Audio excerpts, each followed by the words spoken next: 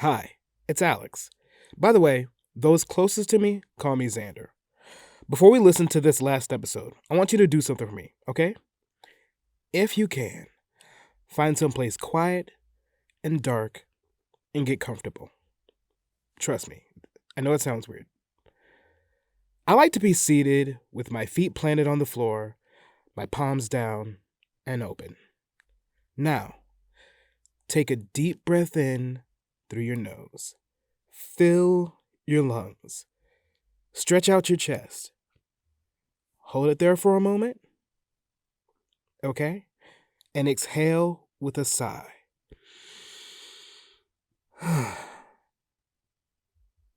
Feel a little better? I hope so. You'll understand a bit more once we finish this episode.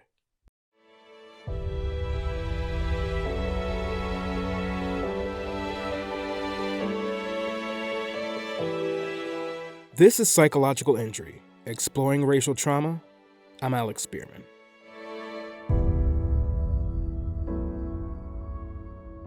Over the last 3 episodes, we have learned what racial trauma is, how it can manifest in people's lives, and the gaps that exist in the mental health care system when it comes to treating it.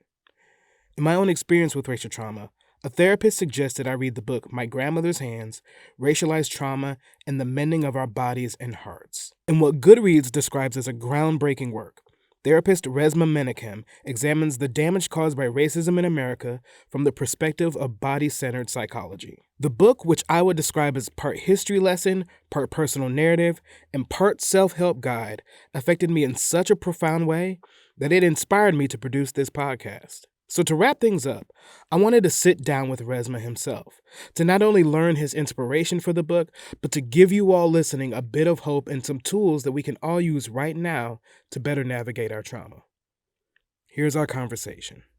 My name is Resmaa Menakem. I am a clinical social worker, trauma specialist. I've been doing this work for about 30 years, and I'm a father. I'm a husband, and I love my people. What led you to write My Grandmother's Hands? Hmm.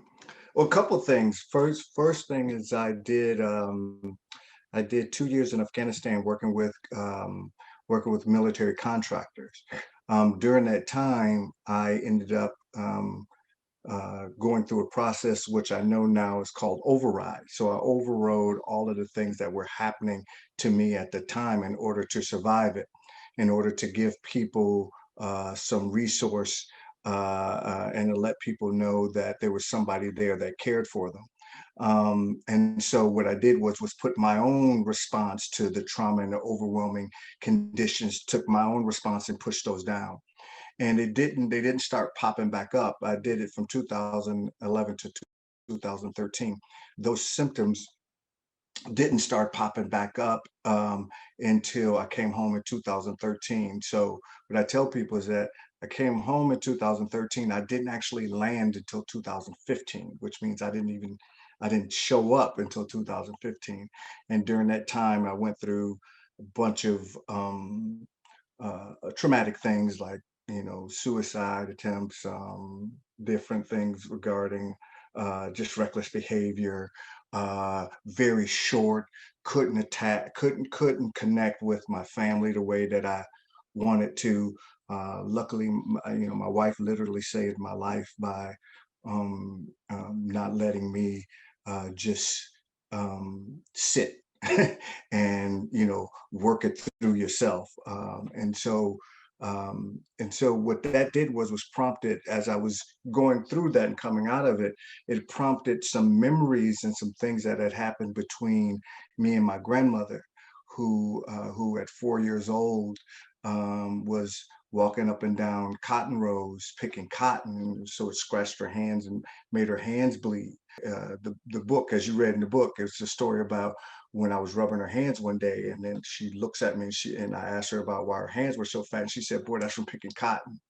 And then her cadence picked up, and the weight of the situation of her being 4 years old showed up in the room between me and her right then. And her cadence picked up. She got very intense and started talking about what it was like to watch her hands bleed. And so that I didn't remember that story again, brother, until I started writing my grandmother's hands. And so that came to, so what came together was my own experience of my own personal trauma with the historical experience of my grandmother. And so that's how the book came about.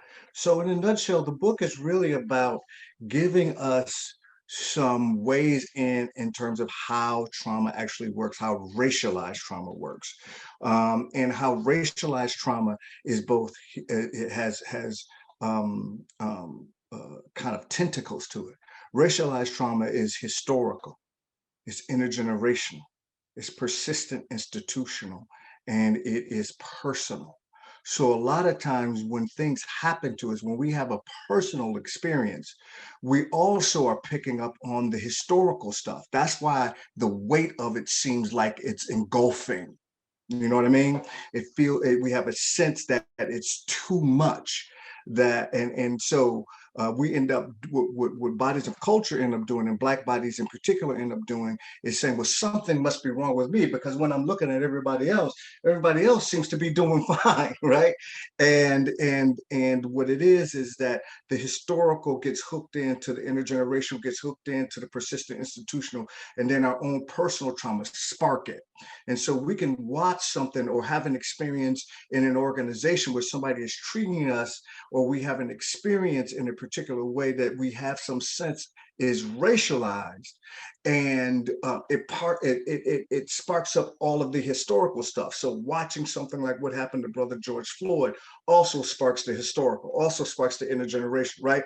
And we haven't developed a communal language for that piece. So my book really is about getting us. If you notice in my book, this is why I say people have to read that book and keep coming back to it over and over and over again, because the most important thing of the book are the practices, right? It is not just, the information is fine, but there's an emergent an emergent information that you get as you practice it, as you keep coming back to it, as you work with what shows up, as you scribe, as you read, as you do it with other people.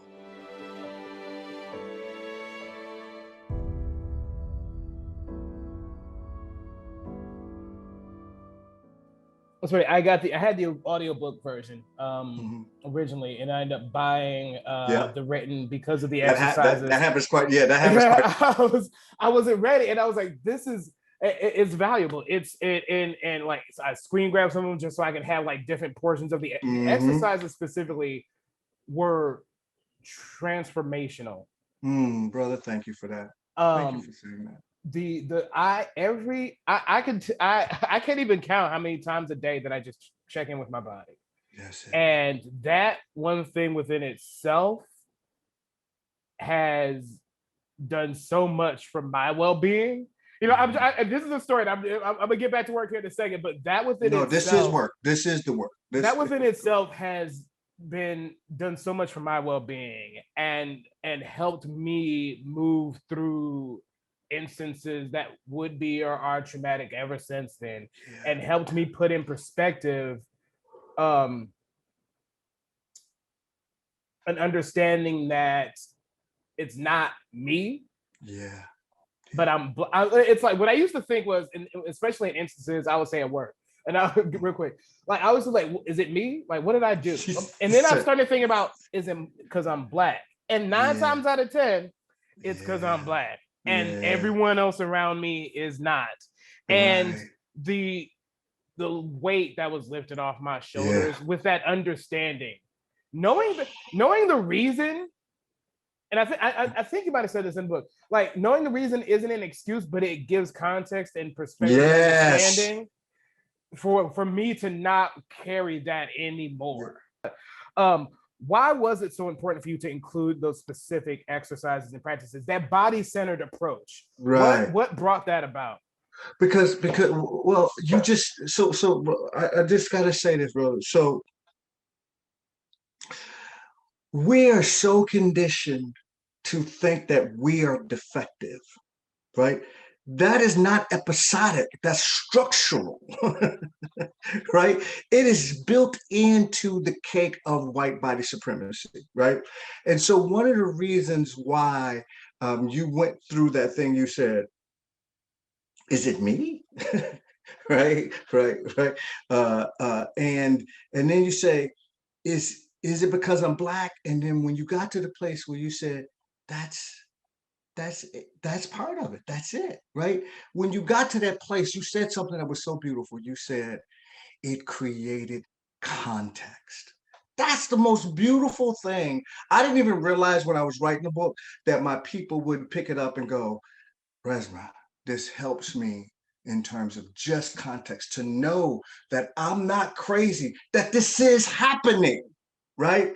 And so the reason why I wrote it in terms from the body is because all of that stuff that you just mentioned lands in the body. It weathers our brain architecture. It weathers the endocrine system. It weathers the sexual reproductive system. It weathers our cardio. It weathers every part of our body.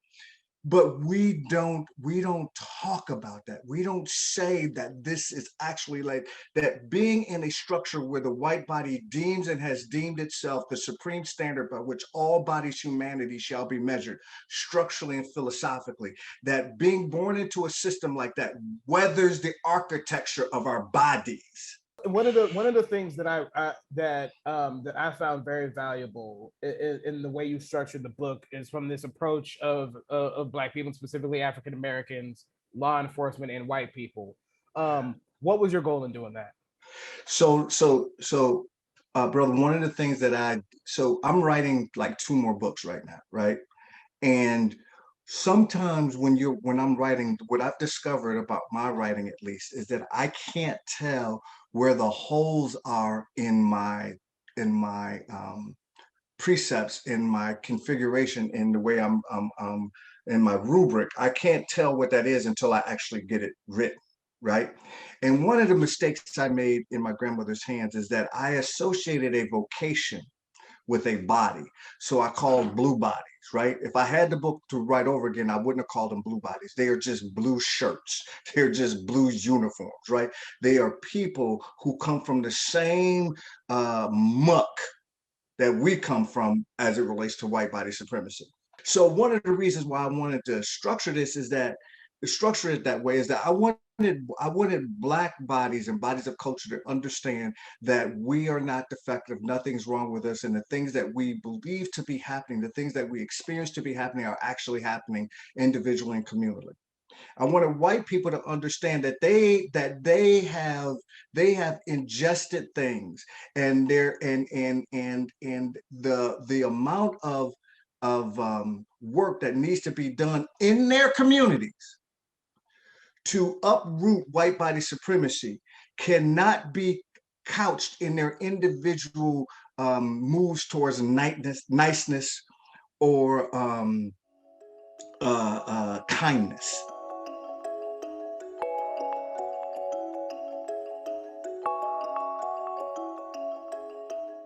From your perspective, what needs to be done to properly address racial trauma within the realm of mental health well-being?